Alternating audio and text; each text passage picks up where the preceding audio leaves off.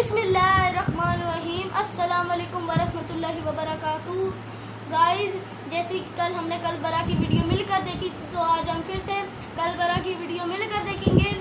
Video and تک دیکھنی ہے آپ لوگ۔ مت جاؤ اور اکٹھے ہو کر بھرپور حملہ کر دو۔ یہ مٹھی بھر افراد ہیں، تم تو ان کو پتھروں سے بھی مار سکتے ہو۔ ابن سعد نے بھی اس کی رائے کو پسند کیا اور ایک کے مقابلے میں ایک جانے سے منع کر دیا اور اجتماعی حملے کا حکم دے دیا۔ دشمن نے اگرچہ پوری قوت سے حملہ کیا تھا، مگر حسینی جوانوں نے بہادری کے وہ جوہر دکھائے کہ یزیدیوں کے چھکے چھوٹ گئے۔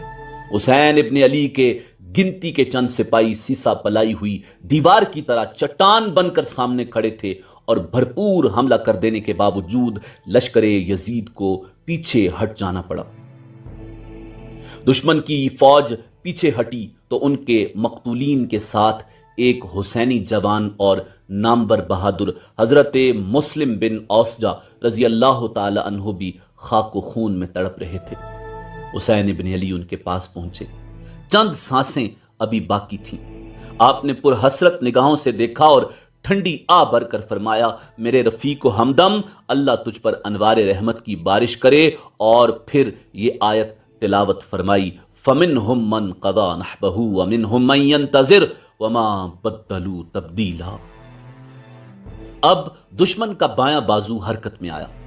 دشمنوں کا مقابلہ اب جناب زہیر بن قیون رضی اللہ تعالی عنہ سے تھا۔ وہ اس سمت کے سپہ سالار تھے۔ آپ کے ساتھیوں نے پوری جواں مردی سے یزیدیوں کے دباؤ کو روکا اور بڑھ بڑھ کر حملے شروع کر دیے، اور جناب زہیر بن قیون رضی اللہ تعالی عنہ اپنا گھوڑا سب سے آگے بڑھا لائے۔ دوسری طرف ابن سعد اپنے جوانوں کو اشتعال دے رہا تھا۔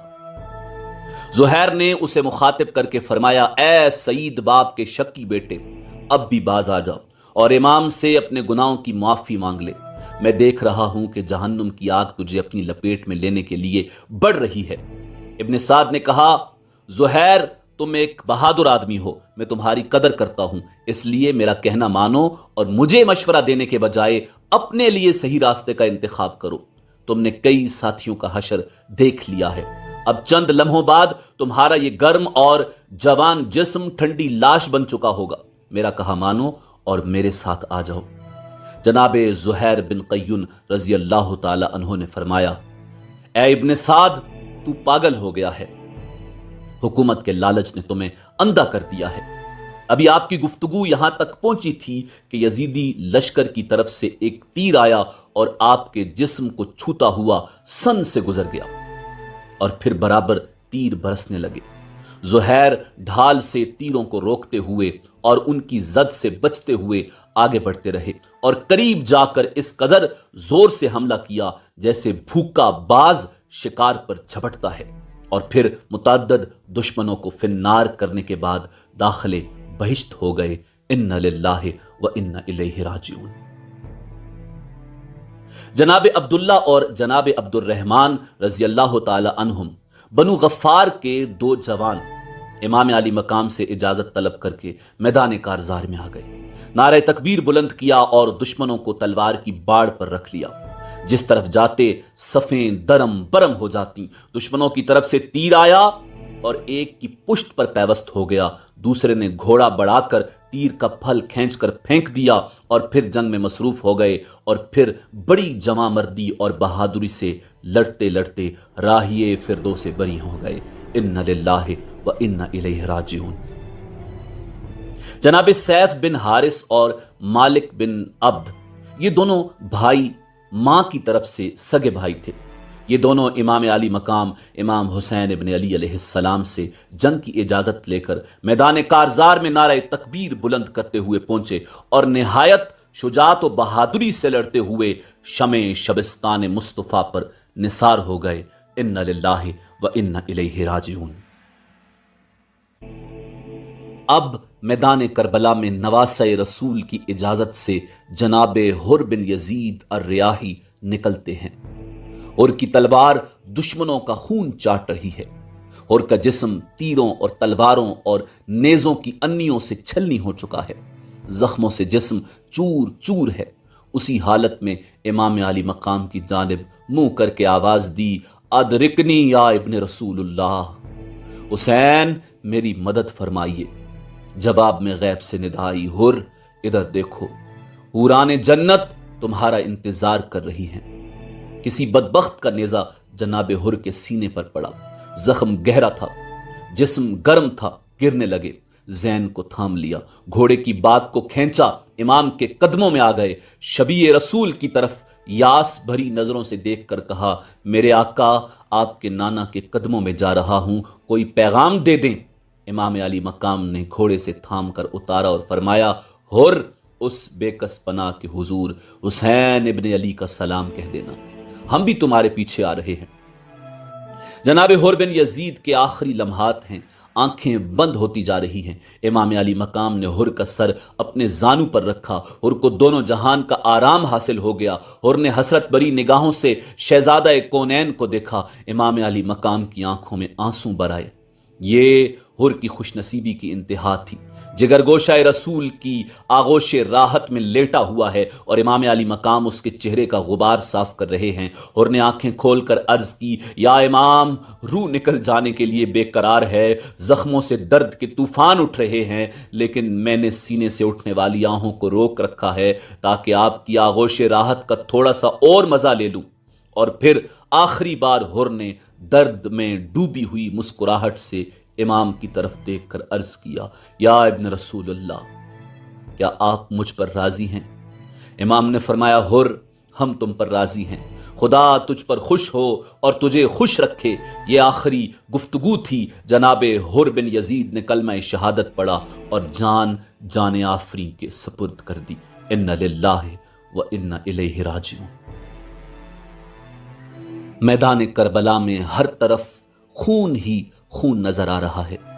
जनाब अब्दुल्ला बिन उमैर की लाश के पास उनकी बीवी उम्मे वहब बैठी हुई थी कि शिमर लईन ने उसको भी तलवार मारकर शहीद कर दिया।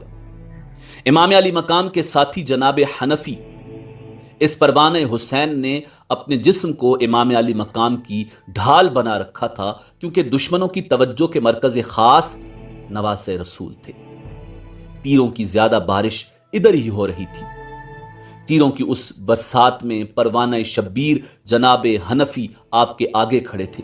इमाम अली मकाम ने कई बार उनको पीछे करना चाहा, मगर वो आपके आगे खड़े हो जाते।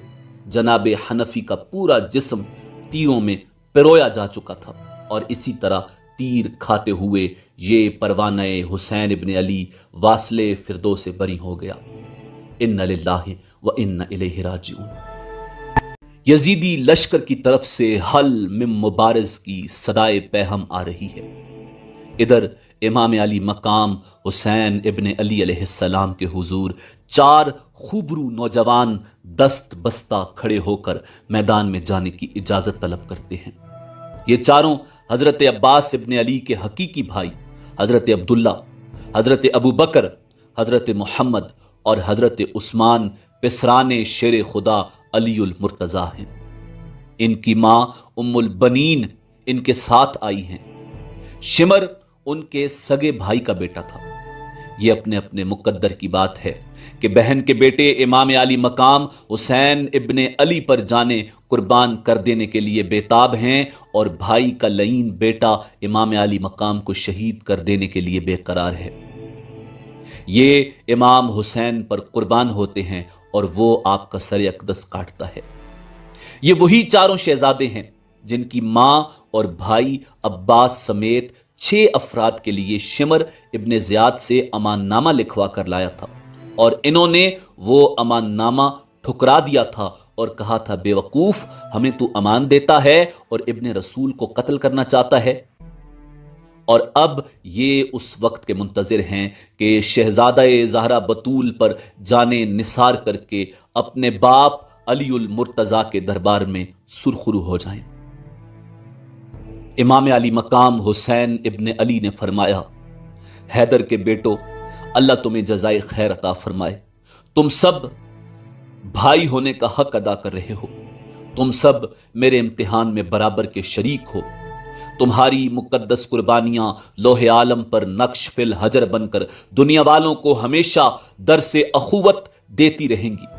ہم سب بہت جلد ایک ہی مقام پر جمع ہونے والے ہیں، مگر میرا یہ امتحان کس قدر صبر آزما ہے کہ میں اپنے بھائیوں کو ذبح ہوتے دیکھ رہا ہوں۔ امام علی مقام کی شفقت آمیز گفتگو سنی تو چاروں بھائیوں کی آنکھوں میں آنسو آ گئے۔ انہوں نے انتہائی رقت سے دربار حسین میں عرض کیا، یا امام، یہ آپ کا کرم ہے جو ہم غلاموں پر اس قدر شفقت فرما رہے ہیں۔ ہمارے حق غلامی کو اخوت کا نام دینا آپ کی بندہ پروری ہے، ورنہ ہم تو اب بھی آپ کو امام اور خود کو غلام ہی سمجھتے ہیں۔ آپ ابن رسول ہیں، شہزادہ بطول ہیں، جنت کے جوانوں کے سردار ہیں اور ہمارے تاجدار ہیں۔ ہمارے لیے یہ فخر ہی کیا کم ہے کہ آپ کے عزم پر فدا ہونے کے صلے میں قیامت کے دن آپ کے پرچم کے نیچے ہمیں جگہ نصیب ہوگی۔ یا امام، دشمن بار بار آواز دے رہا ہے، ہمیں اجازت دیجیے تاکہ ہم آپ پر نثار ہونے میں سبقت حاصل کر سکیں۔